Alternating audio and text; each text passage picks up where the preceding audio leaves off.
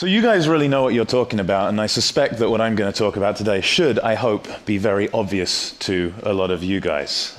When last week, actually 2 weeks ago, Kevin Systrom came and talked to my team, and one of the things that he said was he'd always thought that growth was about these big step changes, right? You go into a new country, you open up beyond like high schoolers or whatever it is, and one of the things that the growth team at Facebook does that he said he learned from us is that we focus on the details and that small wins really, really matter and aggregate to a big thing. So even though a lot of this is simple and obvious, I think it's hard. And hopefully with the experience that I have from working at Facebook, working at eBay, I actually paid for college doing paid search arbitrage and SEO and affiliates, so I really do come from the dark side of the force. With that experience, hopefully I can hammer home with you guys how important it is to focus on just a few things that really matter. So at the core of what matters most for growth, the truth of the matter is it's retention. You can't have a successful product if your users don't stick around. And so many products, and this is so obvious, right? So many products I've seen, and so many companies I've seen, and so many teams inside Facebook that I've worked with to help them drive growth, drive the growth of their product, promote their product, try to get people to install their app before it is ready for prime time, before it has product market fit. And the way we look at product market fit on the growth team at Facebook is this chart. On the x-axis is number of days from acquisition, number of days since you installed an app. On the y-axis is the percent of people who are monthly active. You could put daily active, you could put quarterly active, you could put whatever on it. I find monthly active works for pretty much everything. For the first 30 days after you've been acquired, shockingly, everyone is 30 days active. That makes sense, right? And then on day 31, a certain percent are active. Day 32, a certain percent are active. Day 33, a certain percent are active. And for Facebook, this is super easy. So I joined Facebook when we had 50 million users, 60 million users, and we were acquiring 100,000 plus users a day.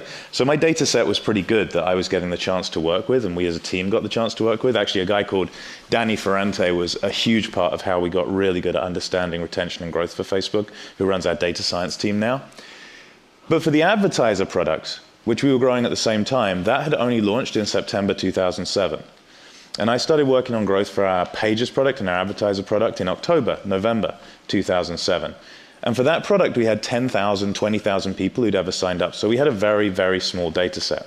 And we had to figure out what our lifetime value was going to be for our customers based on just 2 months, 3 months of data. And so what we did was this. We looked at everyone who had been on the system for 1 day, everyone who had been on the system for at least 2 days, everyone who had been on the system for at least 3 days, how many of them were active on their first day, how many of them were active on their second. Obviously up to 30 it was 100%. Then of everyone who had been on the system 31 days or longer, on their 31st day, what percent of those people were active on day 31? On their 32nd day, what percent of people who had registered 32 days ago or before were active on their 32nd day, and so on and so forth, out for as long as we had data. And the chart got very noisy out to the right-hand side, but we looked at 2 different data sets. Number one we looked at was the percent retained, so we could understand how many active advertisers we would have a year or 2 years out. And number 2, we looked at the revenue per customer per day, which produced a chart that looked like this as well. And in a really healthy business, it actually slopes up. And I've seen that in a number of the companies that I've advised because they bring more cities online. Think about Uber, right? I have nothing to do with Uber. So conceptually, though, when Uber only had a few cities, people could only drive cars in a few cities. You add on London, international travelers can take it. You add on Paris, international travelers can take it. So those same customers can buy in more places. So actually, for them, the revenue goes up. For social businesses, sometimes you see the retention curve goes up because you have network effects. When your friends get onto Facebook, you are much more likely to come to Facebook every single day than when your friends are not on Facebook. When your friends or your mom or the most important people to you in your life are on WhatsApp or Messenger or WeChat or Line or Kakao or any of these applications, you're much more likely to use it every single day or every single month. And so often network effects drive it up. But at an absolute minimum, these things have to go flat. So using that analysis, we were able, for Facebook's advertising business with just 10, 20,000 active advertisers, to predict what the 1-year lifetime value of an advertiser was, and therefore how much money, how much inventory we had to spend to acquire those customers. This is very, very simple. Very simple. But the number of teams and companies that I've worked with who go out there and try and promote their product really hard while that blue line is still sloping towards the x-axis and at some point will intercept, and then are surprised when the growth of their company fails, churn overwhelms new user acquisition and resurrection, and their company starts shrinking, is tremendously high. So if there's one thing to take away from me, from what we on the Facebook growth team, Javi, Naomi, Danny, Chamath, who founded the team, all of us have learned over the last 8 years of working on growth at Facebook and all the companies that Facebook has acquired and all the products that Facebook has built, is product market fit is the only thing that matters to growth. And the best way we have found to be able to measure product market fit is, do you end up with a retention line that asymptotes to a line parallel to the x-axis?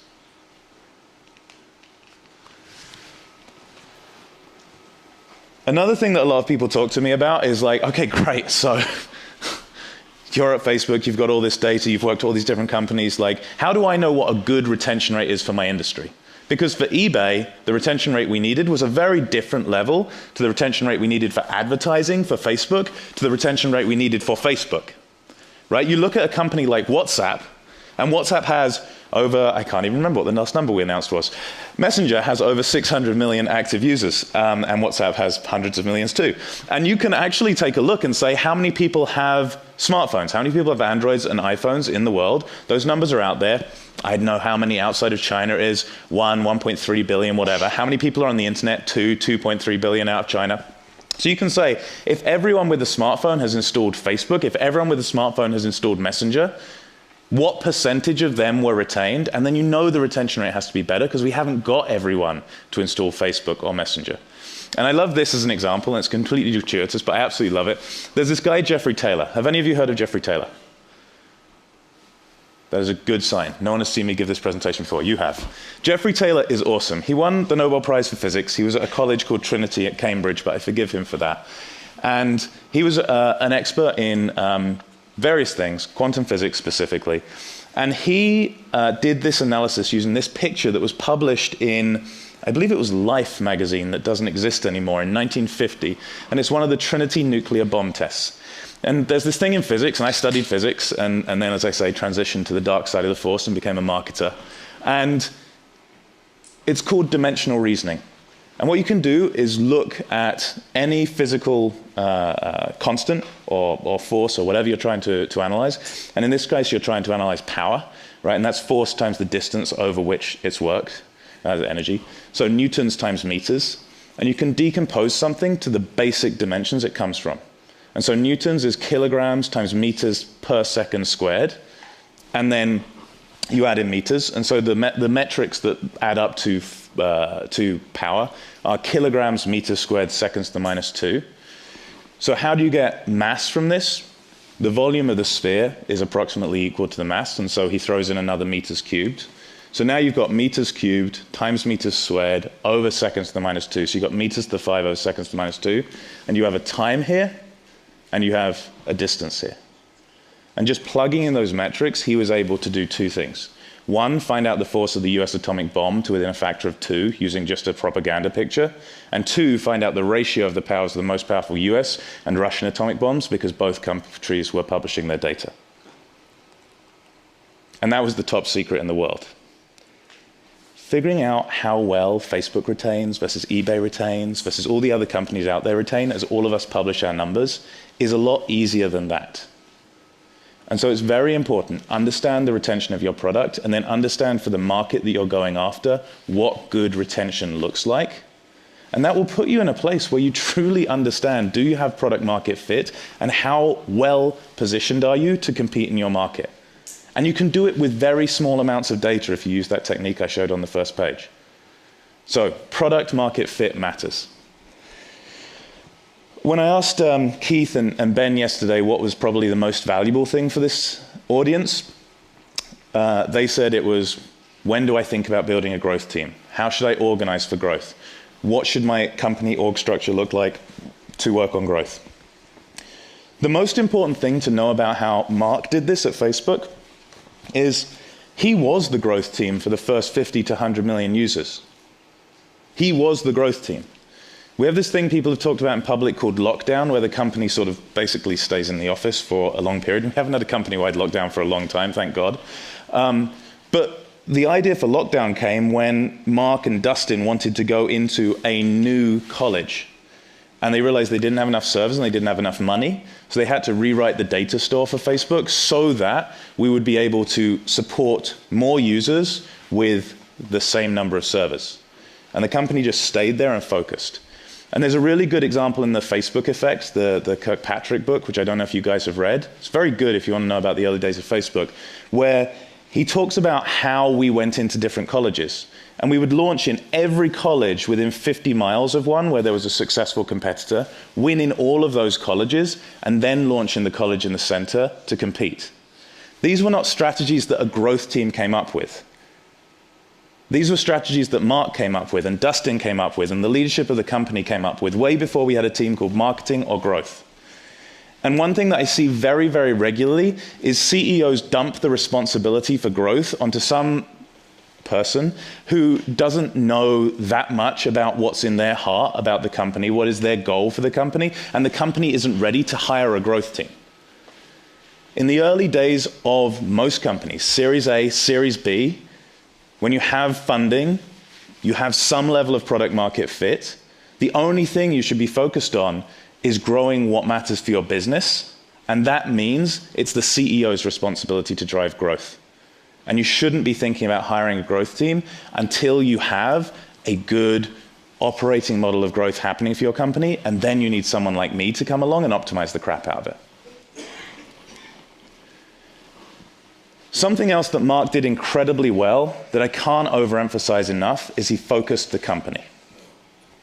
And to this day, the first metric that he presents when we talk about our company metrics and what our goals are for the next half is connecting the world. How many monthly and daily active people will there be on Facebook? Every single company out there has a simple number they are trying to drive at the core of their company. And Chamath talked many times inside the team about simplifiers and complexifiers. And there are teams I've worked with who have literally had a square root in their metric because they felt they needed to properly normalize statistically the number they were going after. And they were trying to grow the number of people who had pages on Facebook. How the hell they got a square root in that metric, I have no idea, rather than just number of active page admins. But people get too clever about this stuff. Right? I come from a physics background. I love complicated metrics that are hard to measure and require lasers. The core metric for Facebook is monthly active people. How do we get everyone in the world connected? Our mission is to make the world more open and connected. To do that, we need the world on Facebook. We could have how many connections as a metric. We could have how much revenue we generate as a metric. We could have so many different metrics, and we focused on that one metric, and it makes a big difference. Because if you don't have a clear guiding North Star of a metric you are trying to get to, lots of people can do work that they feel is good for your company, and they can all be right, but they're not all aligned. So one person might be saying, the thing we need to keep our company alive, the thing we need for Facebook to be successful, the thing we need for Airbnb to be successful, Uber to be successful is revenue. Right? We need money, because without money, we're going to burn through the cash we have in the bank, and we are going to be out of here. And they're absolutely right. Someone else might be saying, our mission is to connect the world. We need to get everyone friends. Someone else might be saying, if you're Airbnb, we need to have the maximum nights booked. We need to get hotels on this platform so we can have more different venues that people can go after. But the fact of the matter is, all of those people are right. And if the company doesn't have a guiding North Star metric, this is cool, it's a North Star, and then the thing's going around, it's very cool.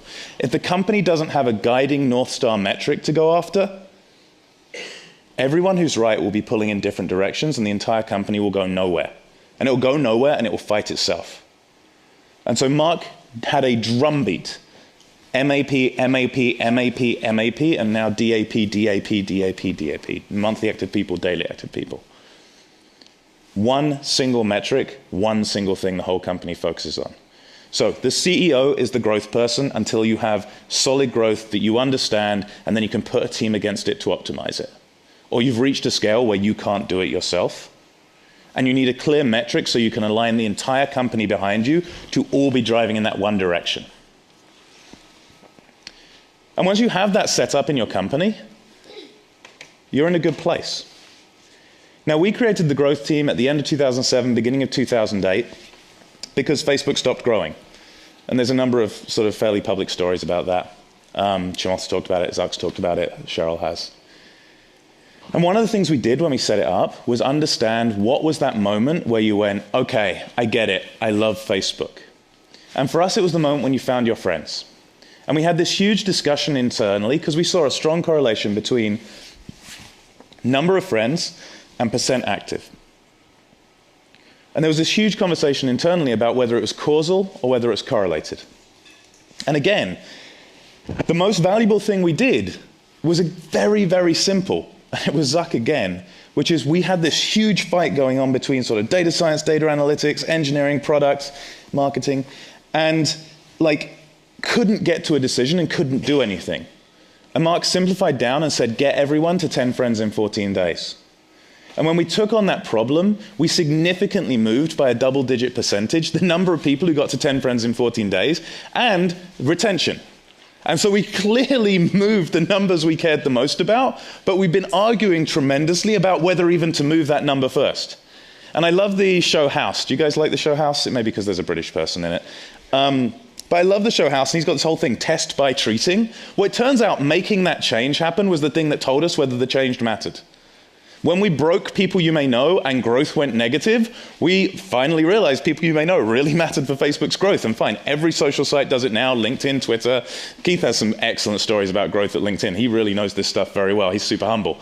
But cutting the Gordian knot and making the decision to move forward was the most valuable thing that Mark did for the growth team, because it took the shackles off us and allowed us to just say, fine, we're going to get people connected to their friends. And that was the magic moment for Facebook. The magic moment for eBay is when you find that one item that you're looking for that you couldn't find on any other site. A collectible was what it was really about in my day, but there was also cars, which was fascinating. People would find that car that they were looking that was perfect, that they couldn't get from the showroom anymore or whatever. And so people's eyes would light up and they'd be retained. And we actually shifted when I was at eBay from landing paid search clicks on the registration form to landing them on the search results form, because that moment that they saw the item they were looking for made them much more likely to be retained when they signed up. So even though we got net less acquisitions and less confirmations, we got net more active users and more revenue by landing marketing on search results pages rather than the registration form. Again, everywhere I have been involved in advising or working, there is a magic moment.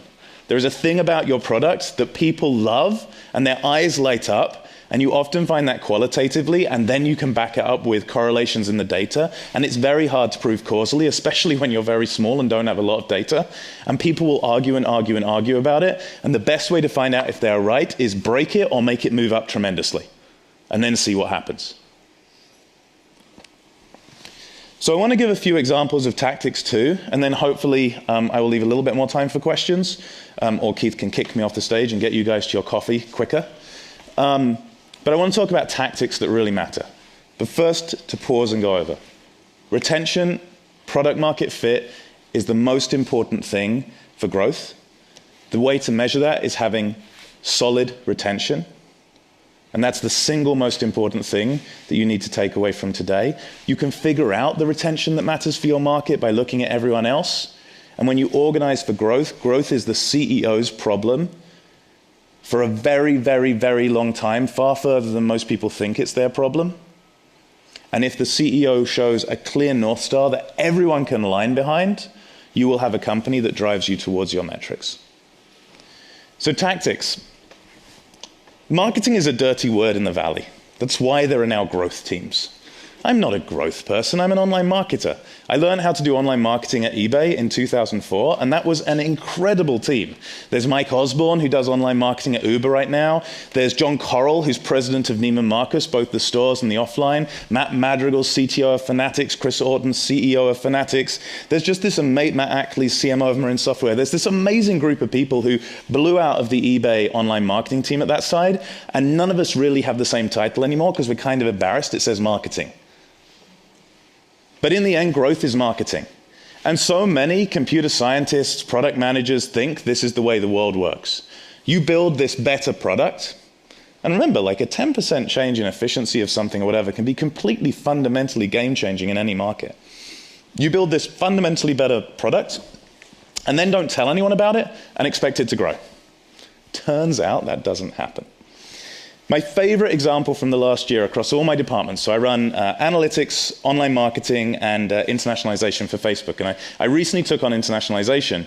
And India is incredibly important to Facebook's growth. And Hindi, that says Hindi, I didn't know that either. Hindi is the 4th largest language on earth.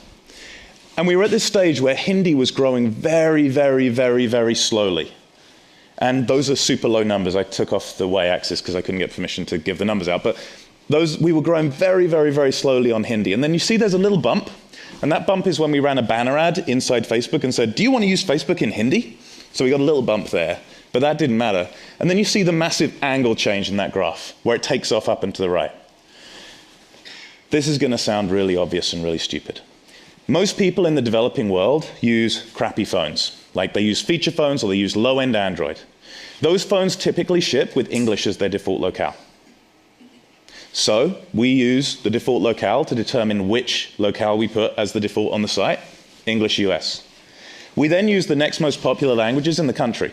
Next most popular language after US English in India is British English. Jolly good. So we put that second. And then the third one up there is Bengali. I have no idea why Bengali grew so well for us. All the numbers were very low, so it didn't really matter. So we have support for 12 languages professionally translated in India. And we were showing English, English, Bengali, and a more button in English and wondering why Hindi wasn't growing. So if you look at India and decompose it, right, it's got different states that have different languages. Punjab, Punjabi, right? West Bengal, Bengali. Down at the bottom left, you've got Tamil and that stuff. So there's this area called the Hindi Crescent. And so by state, we gave a different default language into second position. And that is what happened with that massive change in trajectory of growth that has kept going. And we've quadrupled the number of Hindi users in a year, and it's still going up and to the right today. And what we did was we looked at the data on who was visiting the site, we did qualitative analysis to see what was going on, we built the translations with the Hindi team, and then we changed the site with on-site merchandising. Very, very simple stuff, massive change in the growth curve, and I've seen this over and over again. We do donations on the site. Just removing 2 steps from the conversion flow actually massively changes the conversion rate of the flow, where you can collapse steps into each other. The registration form on the homepage of Facebook is something that Naomi, who's my closest partner in crime, and she's absolutely incredible. She's our VP of product on growth, and she now runs engineering as well. She's brilliant. We took the registration form on Facebook, sounds obvious to you guys now, and we had it 1 click away from the homepage. We embedded it on the homepage. It was 4 pages long. We dropped it to 7 fields long, and we saw a massive change in conversion rate. The contact importer for Facebook to help people find friends, right? We didn't link to it anywhere on the site. We had optimized the flow tremendously well, and there was no link on the homepage to help you find your friends. We put it in the new user experience flow, and we linked to it from the homepage. This stuff is incredibly obvious, but every one of those was a meaningful win for Facebook's growth. When you have a clear North Star as a company, when the CEO is super clear about where you're trying to go to, when you know what the magic moment is that you want your users to get to as quickly as possible, you take the shackles off the team and you allow them to drive towards what matters most. So think about product market fit as the #1 thing that matters for growth. Set a North Star for your company, and then let the team do their work. Should I take some questions now? Let's take 1 or 2 questions. Yeah, there's one in the back. Hi, I wanted to ask, if someone came to Facebook and didn't like it and left, what would you do to gain those users? So I think there's a big question about why people leave.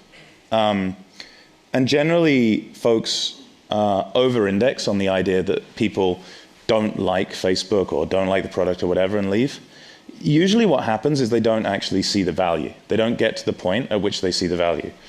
And so we get people signed up, and then What we want to happen is we want other people to add them as friends. Like usually everyone goes through a dip. You guys look back through your timeline and look what happened for your first year on Facebook.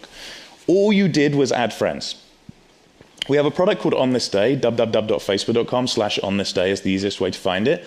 And if you look on there, every day on my oldest, at least, like field for my usage of Facebook, all we have is friendversaries. These are the people you added as friends on that day. And so what truly happens is people come and they go away for a very limited set of reasons. One, we didn't show them their friends. Well, great. Best thing we can do is we have their phone number or their email address, get their friends to use Find Friends on iOS or Android or whatever, and then send friend requests to those people so we can notify them. And then they come back and then they see more and more friends. They get a fuller and fuller newsfeed and have a great experience.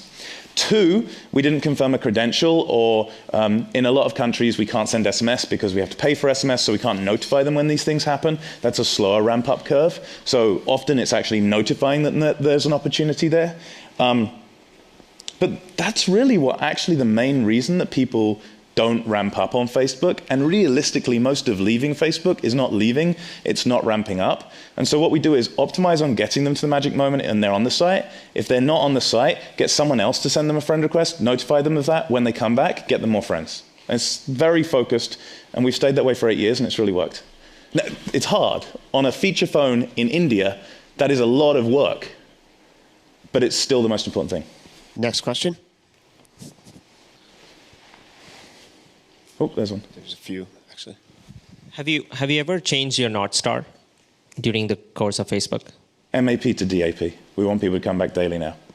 That's it. Okay. Ethan, over there. So today people have hundreds. There's a mic for you. Oh, sorry. Today people have hundreds of Facebook friends, but the younger generation is definitely using it less. So something must have changed in the early calculus of if you have more friends, you use the product more. So if you listen to what I said if you have friends, you will come back to Facebook. And there are diminishing return curves on anything, right? When we were doing paid search, the more money you spent in a different day, the less incremental return you get for it. So your 500th friend is less valuable for you than your first friend, right? Nothing in your newsfeed to 500 people's worth of stories to 501 people's worth of stories is not as important. For the growth team, where we've actually talked about this at our earnings call, like fundamentally on growth, we're doing fine with young people. So for the growth team, we don't focus on that area. What we're focused on is actually getting more active users, and that means focusing on the developing world. So internet.org is a growth team initiative. Messaging is a growth team initiative, making sure that we can get people connected on feature phones using the Facebook for Every Phone product that was Snap2 we acquired out of Israel over 4 years ago now and has more than 100 million active users last time we announced the numbers. Those are where the growth team is focused. Our job is to get people on Facebook monthly and daily, and then there is an engagement team to deepen their engagement. And so we have a clear division of resources there. Time for one more question.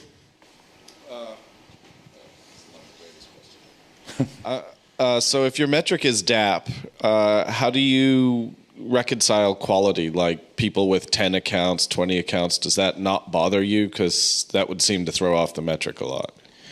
We actually track duplicate accounts and fake accounts very closely, and we release those numbers with our earnings call to our best of our knowledge. And so we put those numbers out there, and we try and keep them at a steady level. But we don't go on a complete, hunt to take out every single fake account. There are like 3 kinds: duplicate, your dog, and malicious. And the malicious ones we go after really hard with our site integrity team. And the other ones we just report internally and externally how many we think there are. And we really focus on the positive and how do we grow more users. And we make sure the malicious and spammy stuff is out of the site because that reduces quality of experience and makes people churn if they have a bad experience.